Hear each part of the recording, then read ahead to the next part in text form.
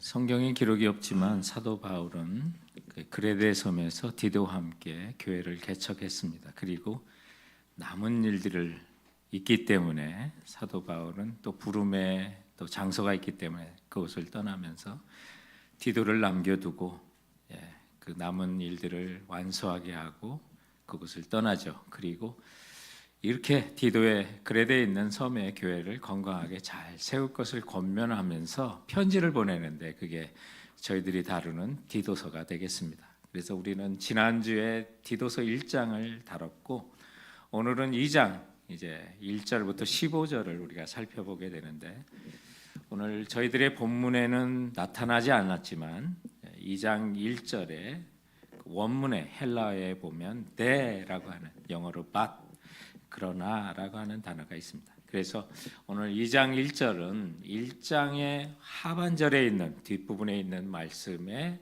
연관된 그런 말씀이 되겠습니다. 1장의 하반절에 있는 말씀은 그레데 섬의 사람들의 못된 세상적인 성품이 어떠한지를 우리에게 알려주고 있습니다. 그레데 사람들은 항상 거짓말쟁이고 못된 짐승과 같고 그리고 자기 배만 하는 아주 이기적인 사람이다라는 사실을 많이들 하는데 역시 그렇더라라고 말합니다. 거기에 또한 유대교 사람들도 있어서 또 그리스도의 복음으로는 충분하지 않다고 하는 할례를 주장하는 사람들도 있었고 또 오늘 1장으로 이어지는 그러나라고 하는 그 말이 이어지기 바로 앞에 부분이었던 1장 16절에 보면 어떤 말씀이 있냐면 다음과 같은 말씀이 있습니다. 그들이 하나님을 시인하나 행위로는 부인하니 가증한 자요 복종하지 아니하는 자요 모든 선한 일을 버리는 자니라. 그러나 오직 너는 바른 교훈에 합당한 것을 그들에게 이렇게 말해서 그럼에도 불구하고 가르칠 것을 명령하고 있는데 오늘 말씀은 사실 이제 말씀 그대로 여러분께 전하면 되는 그런 아주 쉬운 용어들로 다 기록이 되어 있고 중간중간 결론들을 맺고 있습니다. 그래서 5절에 보면 2절부터 4절까지 이렇게 교훈하라. 왜 그렇게 해야 되냐면 이는 이런 이유 때문이다. 그리고 중간에 8절에도 우리 젊은 여자들, 여성들 또 우리 젊은 남자들에게는 이렇게 교훈해라. 이는 이라고 또 말하고 그리고 직장인들에게는 또 이렇게 교훈해라. 10절에 가서 이는 이라고 하면서 중간중간 결론이 있는데 그것이 이제 하나님께서 우리에게 기대하시는 거고 또 우리를 통해서 하나님께서 계획하신 일들이기 때문에 오늘 저희들은 그런 말씀을 중심으로 그 내용을 살펴보고자 하는 것입니다. 자, 그래서 오늘 본문 속에서 주님이 우리를 통해 계획하신 일이 무엇인가? 첫 번째는 하나님 말씀이 비방을 받지 않는 어른들이 되도록 해달라라는 말씀입니다. 교회에 보면 아무래도 연장자가 있고 목회자들을 보면 자신보다 연세가 많은 사람 대하기가 조금 더 어렵습니다. 그런데 그런 사람들을 위해서 디도에게 오늘 다음과 같은 말을 합니다. 먼저는 연세가 있는 남자, 여자 그리고 젊은 여인들을 위해서 이렇게 바른 교훈을 담대하게 하라.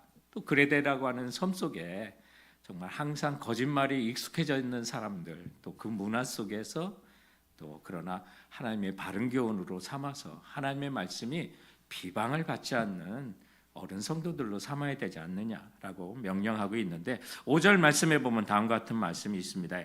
그래서 이는 하나님 말씀이 비방을 받지 않게 하려 함이라고 그랬는데 어떤 부분에서 비방을 또 어떻게 살아서 하나님 말씀이 비방을 받지 않게 해야 되느냐? 그러면 이제 구체적인 내용이 2절부터 나옵니다. 그래서 2절에 보면 늙은 남자로는 절제하며 경건하며 신중하며 믿음과 사랑과 인내함에 온전하게 하고 우리 성도들 가운데요 남자 어르신들은요 항상 이 모습을 갖추시기 바랍니다. 절제하세요. 경건하시고요. 신중하시고 또 믿음과 사랑과 인내함에 온전함을 보여주세요. 그래서 젊은 사람들에게 본이 되는 삶을 사시기 바랍니다. 바로 이거예요. 그런데 이게 나이 먹었다고 저절로 되는 게 아닙니다. 결코 이런 성품은 우리가 훈련하고 하나님 말씀대로 자꾸 내 자신을 쳐서 이렇게 되는 거지 정말 멋대로 살다가 나이 들어서도 그런 사람을 사는 사람이 종종 있어요. 그래서 우리 나이 드신 남자분들은 그래서 절제하십시오. 그리고 경건하여야 되고요. 신중하고 믿음과 사랑과 인내함에 온전하셔야만 합니다. 그렇게 우리가 배워야만 하는 것입니다. 그리고 두 번째 3절에 보면 또 늙은 여자로는 나이 드신 여성도들께서는 이와 같이 행실이 거룩하며 또 모함하지 말며 많은 술의 종이 되지 아니하며 선한 것을 가르치는 자들이 되고라고 말합니다. 그래서 나이 드신 어른들은 행실이 좀 거룩하고 또 남자 성도와 달리 여성도들에서 나올 수 있는 문제가 뭐냐면 아무래도 말씀을 많이 하다 보니까 이 뭐 언어 생활 때문에 좀 이런 문제가 생기기 때문에 가십이나 다른 사람을 모함하는 일을 절대 하지 말아라. 그리고 많은 술의 종이 되지 아니하며라고 가끔 어르신들이 나이 어린 이제 목회자한테 술 마시는 사진도 보내주고 그러는데 그러지 마세요. 그래서 그런 거는 하지 말고 그래서 많은 술에 종이되지 아니하며 그래서 이런 모습들이 본이 되도록 그리고 그렇게 하는 이유가 뭐예요? 선한 것을 가르치는 자들이 되어야 한대. 선한 것을 가르치는 자. 그리고 남자 목회자로서 대하기가 어려운 사람이 누구냐면 젊은 여성들이. 특히 우리 교인들처럼 아주 미모가 뛰어나신 분들을 제가 대하게 합니다. 그래서 그런 분들은 어떻게 나이 드신 연세 있는 여자분들이 그 젊은 여자들을 직접 가르칠 수 있도록 그래서 그러기 위해서는 나이 드신 어르신 여자분들이 먼저 이렇게 정말로 거룩해서 모함하지 않고 많은 술에 종이 되지 않고 선한 것을 가르칠 수 있는 성품과 또 믿음을 가져서 그들로 그래서 4절에 보면 젊은 여자들은 디도라고 하는 남자 목회자가 직접 교훈하지 말고 또 그렇게 어려우니까 4절에 보면 그들로 바로 연세 드신 여자분들께서 젊은 여자들을 교훈하되 그죠? 그래서 젊은 여자들은 좀 연세 드신 우리로 보면 권사님들이 그 일을 해주셔야 되는 거예요. 그리고 그 남편과 자녀를 사랑할 수 있도록 신중하고 순전하며 집안일을 하며 선하며 자기 남편에게 복종할 수 있도록 해라. 그래서 가정부터 잘 다스리고 남편을 좀 잘 섬기는 사람이 되도록 그 권면을 누가 해요? 목사가 해야 될까요? 우리 권사님 나이 드신 어르신들이 젊은 여자분께 선한 것을 가르칠 수 있는 사람이 되도록 해야 된다. 왜 이렇게 우리가 해야 될까요? 여기 이는 그래서 이제 결론이 나와요. 그게 이는 5절에 보면 하나님의 말씀이 비방을 받지 않게 하려 합니다. 이 이유 때문에 그래요. 우리가 말씀대로 살아가면서 그 말씀이 성도들은 정말 말씀대로 사는 사람이구나라고 해야 되는 거죠. 교회와 성도는 세상과 또 하나님 사이의 제사장이잖아요. 그러면 사람들이 지켜보고 또 우리가 거룩한 모습으로 세상 사람들을 변화시켜 하나님께 올려드리는 제사장인데 또 교회가 그런 거룩한 모습이 있어야 되는데 그렇지 못하고 하나님 말씀이 정말 비방받는 그런 교회와 성도가 되면 이건 대량 진짜 난감한 거죠.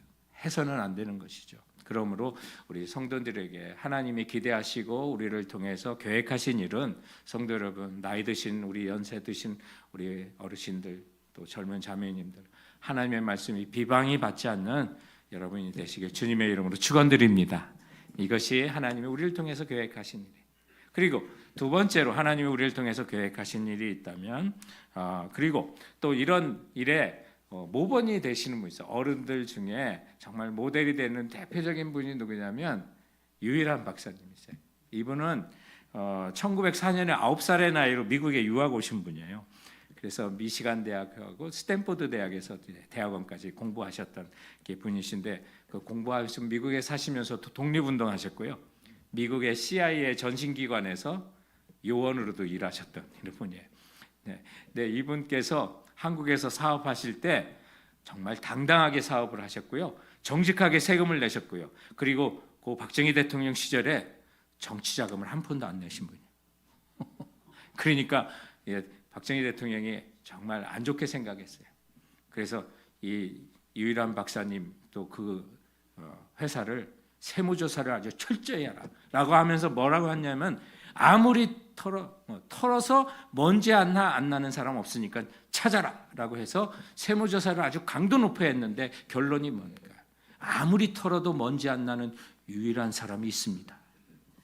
그래가지고 세무조사를 해서 혼쭐을 내주려고 했다가 정직하게 세금을 다 내고 정말 아무리 털어도 먼지 안 나는 유일한 사람이 있구나라면서 훈장을 줬어요. 오히려 국민훈장을 이렇게 수여하는 일까지도 있었던 일을 하셨어요. 그런데 이 유리한 박사님은 대한민국 기업 최초로 전 사원에게 주식을 무상으로 지급하되 그것도 자기 주식, 자기 재산 52%를 전 직원에게 무상으로 나눠줬었고요.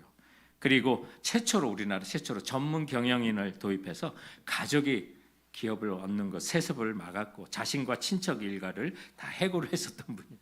그리고 자녀들에게는 일부 재산만 상속하고 나머지 전 재산을 오히려 사회에 기증했었던 분인데 이분께서 1926년에 한국에 잠시 나왔다가 미국과 비교돼서 너무 가난하게 살고 결핵에 찌들어 살고 병이 많이 들어는 조선의 국민들을 보면서 이래서는 안 되겠다. 그래서 직접 유한양행이라는 제약회사를 설립해서 꼭 필요한 약을 처음에는 결핵약을 주로 수입을 했었다고 하고요. 본인이 직접 안티프라민을 개발해 가지고요.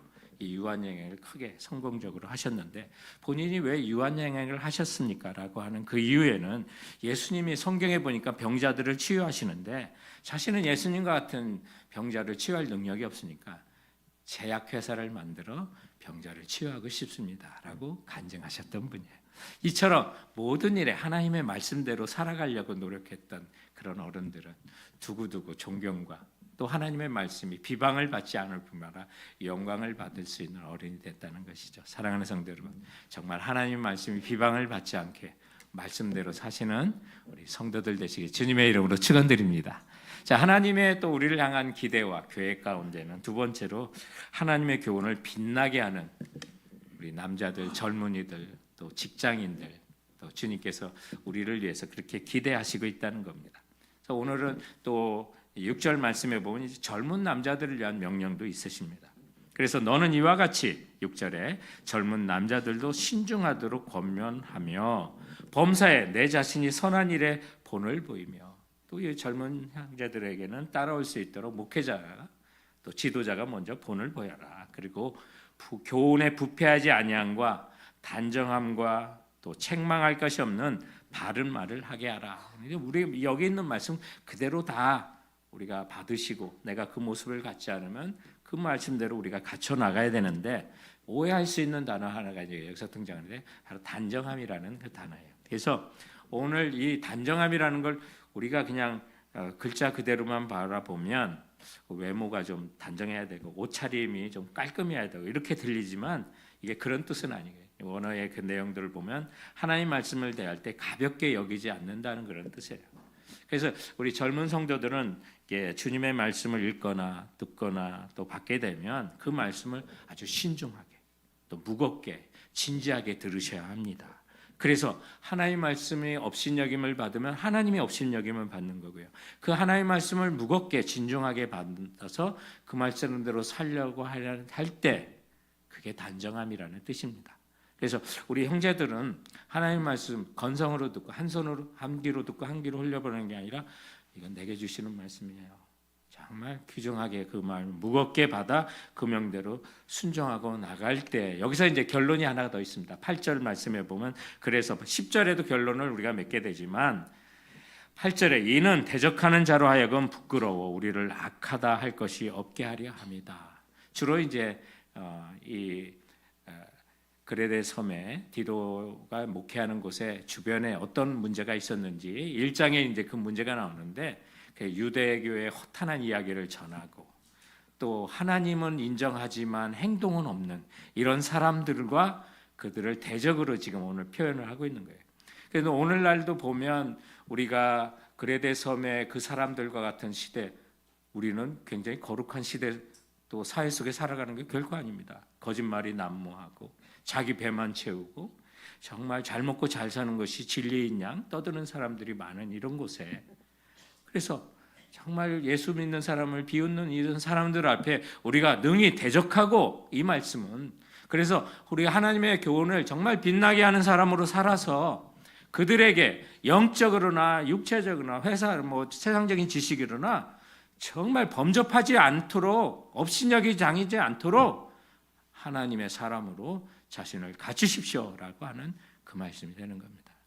우리 성도님들, 우리 젊은 형제님들, 정말 우리가 이 세상에 따라가는 많은 새로운 기술이 우상처럼 등장하고, 어쩌다가 한 사람씩 나오는 스타트업이나 또 벤처를 통해서 정말 수많은 돈 버는 사람이 우상이 되는 실리콘밸리에 살지만, 여러분 그 사람들 부러워하지 마십시오. 그리고 여러분이 반듯하게 하나님 말씀대로 삶으로써 그들을 대적하시고, 영적으로나 육체적으로나 지식적으로나 하나님의 사람으로 하나님 말씀대로 반듯한 모습으로 이 세상에 승리하는 우리 형제들 되시길 주님의 이름으로 축원드립니다.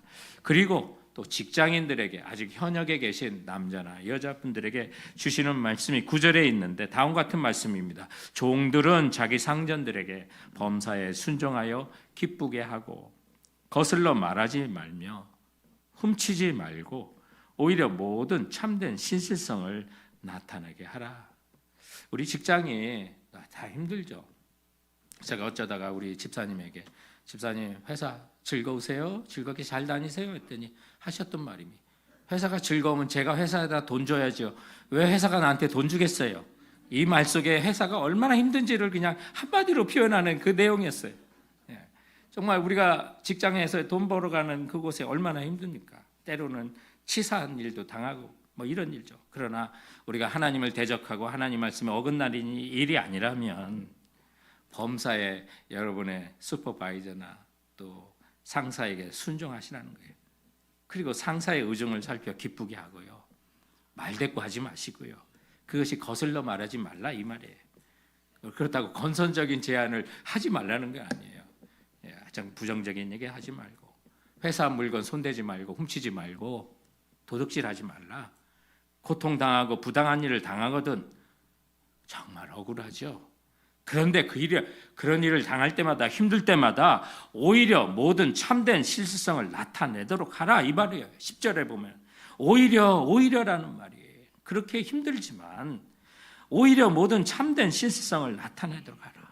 그것이 바로 하나님의 사람이다. 주님이 우리를 위해서, 우리를 통해서 계획하신 일이, 기대하시고 계획하신 일이 바로 그런 거예요. 그렇게 우리가 살아갈 때 10절 말씀에 보면 또 결론이 나와요. 이렇게 살아가는 이유가, 이는 범사에 우리 구주 하나님의 교훈을 빛나게 하려 합니다. 야, 저 사람 저걸 정말 하나님 말씀대로 사네. 정말 하나님 말씀대로 사네. 이래도 화를 안 내네. 말대꾸를 안 하네. 정말 그래서 신실하구나. 결국에 와서는 야, 이거 하나님 말씀이 진리구나. 그들도 깨닫도록. 그래서 하나님의 교훈이 녹이 스는 게 아니라 반짝반짝 빛나는, 우리를 지금 살게 하시는 하나님의 말씀과 진리의 교훈은 지금도 빛나는 말씀입니다는 것을 회사나 여러분의 직장과 일터에서 드러낼 수 있는 우리 모든 직장인들 되시기 바랍니다. 주님께서 이 말씀을 하시는 게, 그리고 하나님께서 마지막으로 오늘 우리를 통해서 또 계획하시고 기대하시는 일은, 그래서 세 번째로 하나님의 은혜로 선한 일에 열심인 하나님의 백성이 되기를 바라시는 하나님의 뜻이 오늘 이 본문 속에 담겨져 있는 것입니다. 그래서 지금까지 살펴본 것처럼 군데군데 결론이 있었습니다. 이렇게 나이 드신 분은, 또 젊은 여성들은 이렇게 살아서 이는 하나님의 말씀이 비방을 받지 않게 하려 합니다. 또 8절에 보면 이는 대적하는 자로 하여금 부끄러워 우리를 악하다 할 것이 없게 하려 합니다. 10절에 이는 범사에 우리 구주 하나님의 교훈을 빛나게 하려 합니다. 그러면서 이제 대단원의 결론이 11절 이하에부터 나오게 되는데, 우리가 성도로서 그렇게 살아야 되는 이유가 11절에 보면 모든 사람에게 구원을 주시는 하나님의 은혜가 나타나. 야, 우리가 그렇게 살아갈 때 하나님의 은혜가 우리의 삶을 통해서 나타나게 돼. 누구에게? 모든 사람에게 구원을 주시기 원하는 하나님의 은혜가 우리 모습들을 통해서 나타나셔서, 그래서 정말 그리스도인들은 버릴 거 버리고 사는구나, 지니고 살 거 지니고 사는구나, 이렇게 곱고 힘들 중에도 예수 그리스도의 다시 나타나심을 기다리면서 그날이 올 것을 기억하고 사는 사람들이구나, 그걸 보여주라고 하시는 거예요. 그래서 12절 말씀에 보면 우리를 양육하시되 경건하지 않은 것과 이 세상 정욕을 다 버리고, 여기 보니까 먼저 버릴 것이 나와요. 경건하지 않은 것, 이 세상 정욕, 여러 종류가 다 지금 여기 다 포함된 거예요. 우리가 성도 구별됐다는 거잖아요. 뭐로부터? 거룩하지 않은 것부터, 경건하지 않은 것부터 우리는 경건한 쪽으로 구별된 거예요. 예수님 쪽으로 구별된 거예요. 그래서 경건하지 않은 것 다 구별하시고 이 세상 정욕으로 살아가는 많은 것, 그건 어떻게 해요? 다 버리고, 그리고 그 버린 거에 뭘 지녀야 될 게 있어요. 신중함과 의로움과 경건함으로 채우고. 그런데 이걸 반대로 하시는 분이 있어요. 버릴 것 지니고 지닐 것. 우리가 그렇게 살아갈 수가 있다는 거예요. 예수 믿고 구원받으면 영적으로 어린아이에 이제 시작을 하는데, 그래서 가장 중요한 게 과거로 자꾸 들어가요. 옛사람의 성품이 순간순간 나타나기 때문에 우리가 자꾸 버릴 거 버리고 지니고 살 거 지니고, 그러면서 힘들고 어려움, 성도들에게 살아가는 많은 일들 가운데 주님께서 마지막에 우리를 통해서 하실 일은 정말 신실함에 열심을 내는 하나님의 백성이 되도록 우리를 만들어 가시는 과정 속에 있는 거예요. 그래서 오늘 이 본문 속에 보면 어떤 말씀이 있냐면 13절에 복스러운 소망과 우리의 크신 하나님 구주 예수 그리스도의 영광이 나타나심을 기다리고, 그가 우리를 대신하여 자신을 주시면 모든 불법에서 우리를 속량하시고 우리를 깨끗하게 하사, 그렇게 해서 우리를 깨끗한 사람으로 만들어 선한 일에 열심히 하는 자기 백성을 되게 하려 하십니다. 이게 주님이 우리에게 최종적으로 원하시는 그 계획이에요. 그래서 우리를 깨끗하게 하사 선한 일에 열심히 정말 하나님의 백성이 되도록 하고자 주님이 원하시는 거예요. 그러기 위해서는 우리가 그렇게 선한 일을 열심히 하다 보면 보상이 그때그때 오는 게 아니라는 거죠. 또 우리를 몰라줄 수도 있어요. 또 그런 가운데, 그러나 우리가 기억하고 살 건 뭐예요? 우리 주 예수 그리스도께서 천사장의 나팔 소리와 함께 우리 앞에 나타나실 것을 기다리면서 주님이 우리에게 주신 생명을 주신 그 구속의 은혜를 마음에 간직하고 더욱 열심히 선한 일에 열심을 품어 하나님의 백성이 되기를 바라시는 우리 주님이 우리를 통해 나 같은 자를 통해서도 계획하시고 바라시는 그 마음을 우리 모두가 품고 사시는 성도 되시기 바랍니다.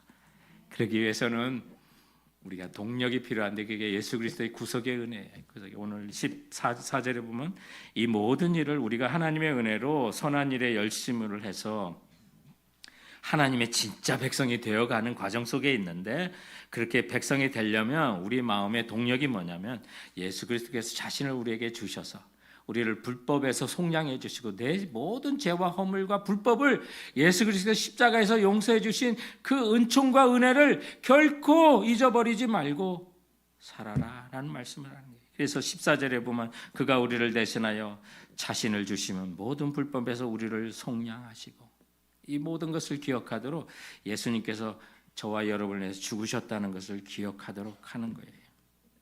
여러분, 이것 묵상할 때마다 기가 막힌 거 아세요? 하나님이 예수 그리스도께서 나를 위해서 그 자신의 생명을 주셨다는 거예요. 세상에 우리 주님과 같은 분이 어디 있어요? 그분의 성품이 사랑이시기 때문에 그런 거죠. 세상에 이렇게 다녀다 보면 정말 사람들이 만드는 어리석은 우상에게 생명을 바쳤던 것을 어디 가나 발견할 수가 있어요. 또 가까운 멕시코만 내려가도 멕시코 시리아 아즈텍 문명들이 남아 있는데 거기에 테오티우칸이라고 하는 그런 큰 유적의 공간이 있는데 거기 태양신에게 인간의 심장을 바쳤다고 그래요. 펄떡펄떡 뛰고 있는 심장을 바쳤다고 그래요. 잉카 제국을 중남미를 가보면 거기도 카파코차라고 하는 의식이 있어서 어린이나 젊은 여성을 제물로 바쳤고요. 남미만 그럴까요? 영국 같은 켈트족도 두루이드라고 하는 그 교회 의식을 통해서 사람을 바쳤고요. 동남아는 괜찮을까요? 중국에도 상나라 때는 사람을 죽여 신에게 바쳤고요. 한국은 괜찮을까요? 아니요. 한국 신라도 경주 월섬 근처에서 인신 공양을 했던 기록이 있습니다. 이처럼 고대 사회는 신의 노여움을 달래거나 풍요 또 국가의 안녕을 기원하면서 인간을 제물로 바쳤습니다. 그 중에도 가장 극악하게 많은 아이들을 수시로 바쳤던 나라가 바로 이스라엘 주변에 있는 나라들이었어요. 몰렉과 바알에게 자녀를 불태워서 바친 거고요. 그런 못된 전통을 가졌던 두로 사람이 아프리카 튀니지로 가서 칼타고 문명을 만들면서 그곳에서도 몰렉과 바알에게 사람을 바치며 제사를 지냈어요. 저는 그 중에 하나인 튀니지의 칼타고에서 살람보라고 하는 제사를 지냈던 장소를 갔어요. 거기서 어린아이를 바쳤고 그 아이를 바쳤던 제사 후에 비석 하나와 항아리에 아이들을 태웠던 유골들을 거기에 담았어요. 이 앞에 사진 한 번 더 보여주실래요? 제가 전체를 찍지 못한 거예요. 다 못 보여드린 거예요. 수백 개의 비석들이 있었고 이 비석과 함께 아이들의 유골을 항아리에 담아 땅에 묻었어요. 그 다음 장면에 보면 마침 제가 갔을 때 고고학 학자들이 그것을 발굴을 계속해 나가고 있었으니까 아직 드러나지 않은 튜니스의 수도인 튀니지에서도 아직도 발굴하고 있는데 비석과 함께 항아리가 발견돼. 더 기가 막힌 것은 이 항아리에 어린아이 한 사람의 DNA가 아니라 여러 사람의 DNA가 함께 섞여져 나왔다는 거예요. 여기만 그런 것이 아니라 칼타고에서 2시간 가면 고대 도시였던 수스라고 하는 도시가 있는데 거기에 고고학 박물관에 거기에도 이 많은 항아리들이 또한 전시되어 있고 이것이 무엇인지를 거기에 설명을 하는데 바로 바알에게 인신을 바쳤던 거예요. 아이들의 비명소리가 들리지 않도록 꽹과리를 치며 시끄러운 소리를 내면서 아이들이 태운 제사로서 저들의 신을 달랬고 전쟁에서 지기만 하면 공양의 부족함을 느끼면서 더 많은 아이를 죽였다고 하니 하나님이 얼마나 그것을 악하게 여겼을지를 묵상할 수가 있었어요. 그 다음 사진을 보시면 마지막 사진에 보면 이것이 바알에게 휴먼 사람을 바쳤던 그런 제단이었다라고 하는 것을 기록하고 있어요. 이처럼 세상 곳곳에는 자기들이 만든 우상과 거짓 신에게 사람을 죽여 그 신의 분노를 다스리는 유독 우리 하나님만이 우리를 사랑하사 우리를 불법에서 속량하시고자 자신을 우리에게 내어주셨으니 사랑하는 성도 여러분, 우리가 이 세상에서 하나님의 백성으로 선한 일에 열심을 내며 그분의 백성으로 살아가는 것이 마땅한 줄 믿고 나가시는 성도들 되시길 주님의 이름으로 축원드립니다. 기도하시겠습니다.